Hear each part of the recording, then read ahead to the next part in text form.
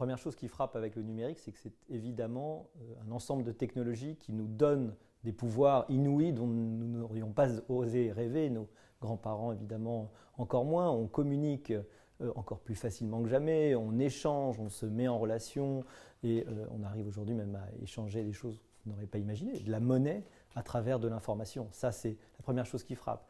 La deuxième chose qui frappe quand on regarde plus précisément, c'est que ces nouvelles technologies, elles sont aussi un défi pour nos libertés, pour notre capacité à nous autodéterminer, à nous fixer à nous-mêmes nos propres lois et à résister à différentes formes d'influence dont les formes, dont la puissance, dont l'impact sur nous a explosé avec ces technologies.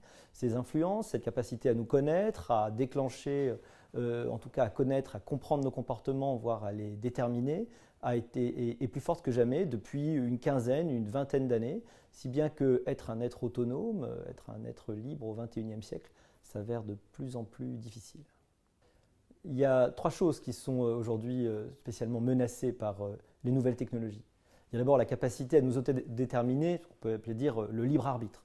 Ce libre arbitre, il est aujourd'hui mis en danger par toutes les technologies d'influence qui se développent.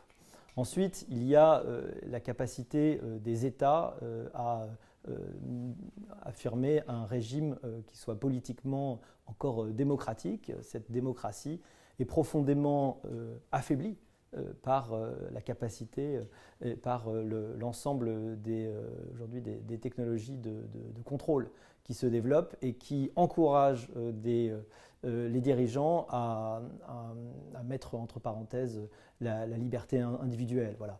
Finalement, cette liberté qui s'annonçait comme cette technologie qui s'annonçait comme une épiphanie de la liberté individuelle pose aujourd'hui en réalité essentiellement beaucoup de défis à l'individualisme, à la capacité de l'être humain à faire ses propres choix.